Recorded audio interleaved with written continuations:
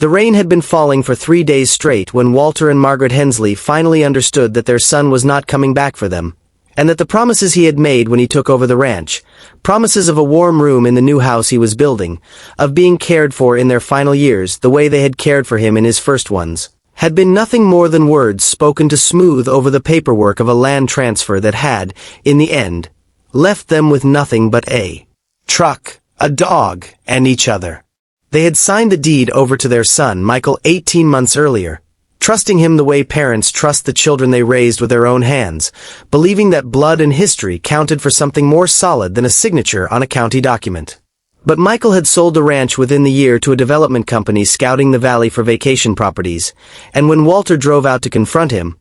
his son had met him on the porch of a house Walter no longer had any claim to and told him, without quite meeting his eyes, that things were complicated, that his wife's family needed the money more urgently, that surely his parents could manage on their own for a while. They were tough old birds, weren't they? They'd get by. There had been no mention of the room he'd promised, no mention of the years of labor Walter had poured into that land, no mention of anything except the vague, cowardly language people use when they have decided to do something shameful and cannot bring themselves to say so plainly. Their daughter Ruth had proven no better, though her betrayal wore a gentler face. She had written, after hearing what Michael had done, a long letter full of sympathy and outrage on their behalf, promising that she and her husband would find a way to help, that surely something could be arranged. But the months passed and the arrangements never materialized beyond further letters, each one a little more distant, a little more occupied with the details of her own children's school schedules and her husband's business troubles, until the correspondence tapered off altogether. And Walter understood that sympathy, however sincerely felt, was not the same thing as sacrifice, and that his daughter, like his son, had decided somewhere in the quiet arithmetic of her own life that her parents' welfare was a burden she could not currently afford to carry. And so it was that Walter and Margaret, both past 70, found themselves in the autumn of that year living out of the bed of an old Ford pickup and a canvas tent pitched in the high country above the valley where they had spent 40 years building a life, accompanied only by Duke, the German shepherd who had been Walter's constant shadow since the dog was a pup no bigger than a boot, and who now seemed to sense, in the particular anxious way dogs sense the moods of the people they love, that something in his human's world had gone badly wrong. They had told no one in town where they'd gone, partly from a stubborn pride that refused to let their neighbors see how far they had fallen, and partly from a genuine fear that word would reach Michael or Ruth and provoke some half-hearted, guilt-driven gesture that would only prolong the humiliation without actually solving anything. Walter had grown up in these mountains before the war, had hunted and fished and once, as a boy, had gotten himself thoroughly lost for the better part of a day in the folds of rock above what was now called Cutter's Ridge, and something in that old memory, that sense of the mountains as a place that had never asked anything of him he couldn't give, drew him back now that the valley below had turned against him. Margaret, for her part, said little about the wisdom of the plan, but she packed what supplies they could carry and climbed into the truck beside him without complaint, because in 49 years of marriage she had learned that Walter's silences, when they came from wounded pride rather than simple tiredness, needed action more than argument, and that the surest way to help him through the pain of his children's betrayal was to let him do something with his hands, even if that something was as impractical as fleeing into the high country with autumn coming on.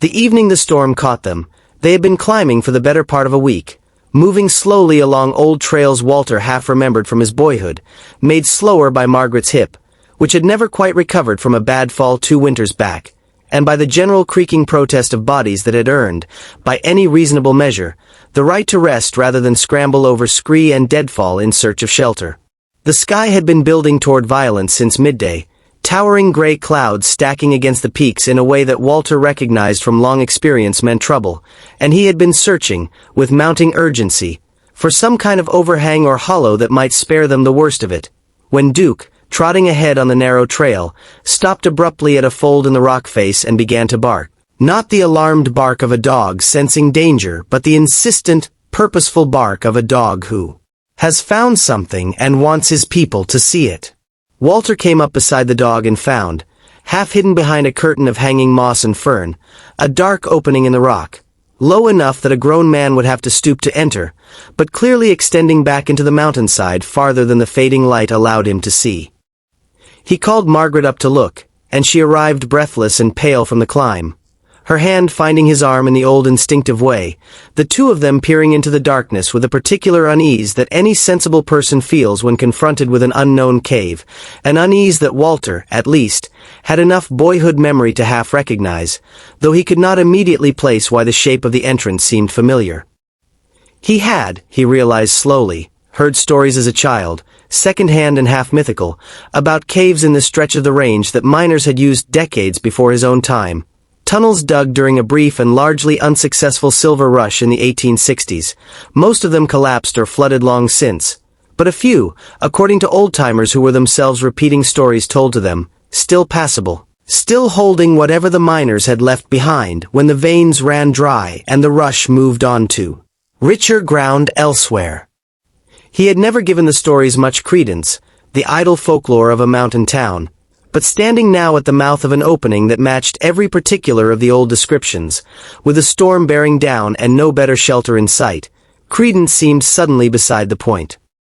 He lit the old kerosene lantern he'd carried since his ranching days, more out of habit than plan, and told Margaret they would go in only far enough to escape the worst of the weather, and she, eyeing the black clouds now boiling over the ridge above them, did not argue. The first stretch of the cave was low and cramped, forcing them to duck and shuffle with hands braced against damp stone, Duke pressing close against Walter's leg with the wary alertness of an animal in unfamiliar territory, and the sound of the wind outside dropped away with startling speed as they moved deeper, replaced by the close, dripping quiet peculiar to underground spaces. A silence that seemed to have weight and texture rather than simple absence of noise. After perhaps 30 feet the passage widened enough for them to stand upright, and Walter held the lantern high, its flame throwing long uncertain shadows across walls that bore, unmistakably, the marks of tool work, straight chiseled lines and the occasional rusted stub of an iron spike driven into the rock, evidence that the old stories had been, in this instance at least, more truth than legend. Margaret's hand tightened on his arm as they went, not from fear exactly, or not only from fear, but from the peculiar vertigo of finding oneself inside a story one had always assumed belonged to the realm of tall tales, and Walter found himself murmuring reassurances to her in the low voice he had once used to calm spooked horses, telling her they would go just a little farther. Just far enough to be sure the storm couldn't reach them, and then they'd make camp right there and wait it out. It was almost exactly 50 feet in, by Walter's later rough reckoning, pacing it out from memory once the shock had settled enough to allow such calculations, that the passage opened suddenly into a chamber considerably larger than anything the narrow entrance had suggested. The lantern light swallowed up into a darkness that seemed to extend a good 20 or 30 feet in every direction before finding wall again. And it was there, in that wider space, that Duke's low warning growl brought them both to a sudden, careful stop. Walter raised the lantern higher, sweeping its light across the chamber, and the first thing it caught was the glint of metal, dulled by decades of dust but unmistakably man-made, and as his eyes adjusted and his mind slowly assembled the scattered pieces of what the light was revealing,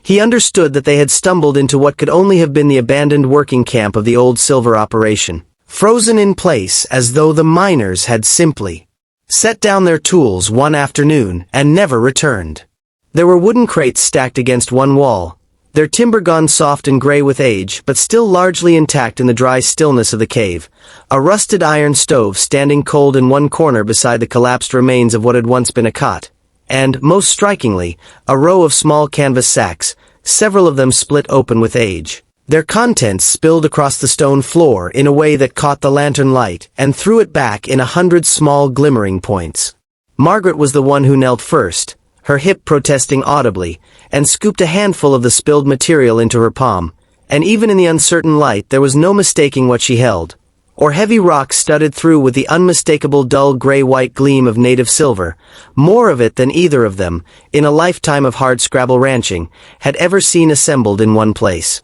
Walter crouched beside her, running the lantern light slowly over the sacks, counting them by instinct the way a man counts cattle, and coming up with a number that made his breath catch, a dozen sacks at least, some split and spilling, others still bulging and tied at the neck, representing, if his eyes and his old prospector's instinct were not entirely deceiving him, a fortune that the long-vanished miners had, for reasons neither Walter nor Margaret would ever fully know, abandoned in this hidden chamber and never returned to claim. Perhaps a cave-in had trapped it here and driven the miners back before they could complete their extraction. Perhaps the operation had folded overnight, as so many mining ventures did, its owners fleeing debts or disputes and leaving the physical evidence of their failed venture to be swallowed by the mountain. Whatever the reason, the silver had sat undisturbed in the dark for the better part of 70 years, waiting, as if the mountain itself had been keeping it in trust for exactly the two people who now knelt over it in the lantern light,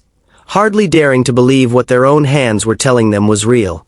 They did not sleep much that night, huddled together in the wide chamber with Duke curled protectively at their feet, the storm raging unheard and unfelt beyond 50 feet of solid rock, both of them turning the discovery over and over in low, disbelieving conversation, working through the practical questions that excitement could not quite drown out. Was the claim, whatever remained of it, still legally attached to some distant mining company, or had it lapsed decades ago into the kind of ownerless limbo that would make the silver rightfully theirs by simple discovery? Could they even transport such a quantity safely? And to whom would they sell it? And how would they explain, to a town that had known them as struggling ranchers a week before, the sudden appearance of a fortune in raw ore? Walter, practical even in his astonishment, decided they would take only what they could reasonably carry that first trip, enough to have assayed and valued properly before deciding on any next steps, and that they would tell no one, not even their own children, until they understood exactly what they had found and exactly how to protect it,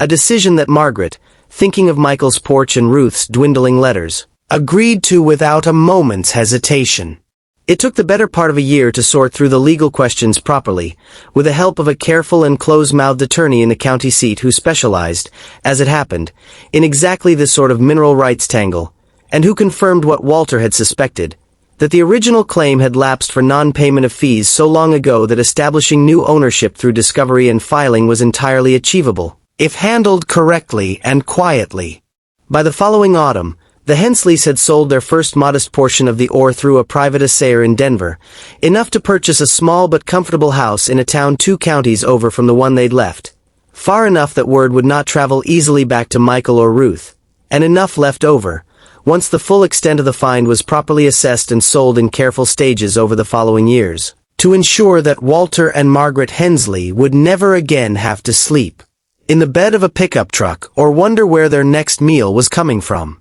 They did not tell their children where the money had come from, only that they had settled somewhere new and were managing well enough. And when Michael, hearing secondhand of his parents' apparent new stability, wrote a stiff and awkward letter suggesting he come visit, Walter wrote back a short, civil reply thanking him for the thought and declining, without further explanation, because there are some doors that, once closed by another person's own choices, do not need to be reopened simply because the weather on the other side has changed.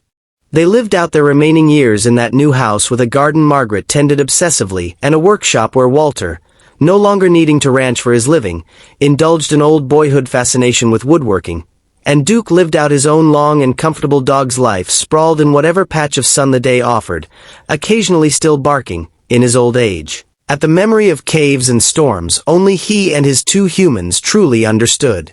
Margaret would sometimes say, in the quiet of an evening on their porch, that she did not know whether to call what had happened to them a tragedy or a blessing, since the two seemed so thoroughly braided together, the cruelty of their children's abandonment and the strange, almost providential grace of what that abandonment had led them to discover, and Walter, who had spent 70 years being a practical man unaccustomed to metaphysics, would only say that the mountains had always given him what he needed, even when they made him work hard and suffer some to get it, and that he supposed that was simply the nature of the place he'd been fool enough, and lucky enough, to call home his whole life. And on quiet nights, when the wind moved through the trees outside their new house in a way that reminded him of the storm that had once driven him and his wife and his dog into the dark, Walter would sometimes think of that hidden chamber 50 feet into the mountain, silent now again in the years since they'd taken what they needed and no more, and he would feel, not greed at the silver still perhaps resting there, but something closer to gratitude, the particular gratitude of a man who had